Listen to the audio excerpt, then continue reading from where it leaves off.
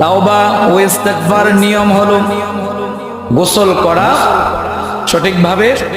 2 রাকাত নফল নামাজ আদায় করা, তারপর নিজের সে গুনাহের প্রতি লজ্জিত হওয়া, সেই গুনাহগুলোকে স্মরণ করে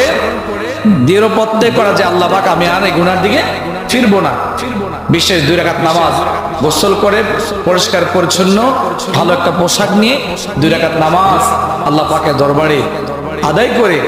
আর কাঁদতে থাকবেন জীবনে গুনাহের জন্য। আল্লাহ কত গুনাহ না করলাম আল্লাহ জীবনে, আল্লাহ তুমি যে একটা গুনার জন্য যদি কবর আটকায় দাও আমাদের কি উপায় হবে আল্লাহ, আমাদের কি উপায় না হবে আল্লাহ, কোনো জবাব নেই আল্লাহ, তোমার কাছে কোনো জবাব দেওয়ার আমাদের কোন লাইন নাই, কোন রাস্তা নেই আল্লাহ, তুমি আমার ক্ষমা করো আল্লাহ, আর জীবনে গুনাহ করো এই গুনাহগুলো করব না। তাহলে 2 রাকাত নফল নামাজ পড়া, তারপর নিজের অত্যন্ত নিকৃষ্ট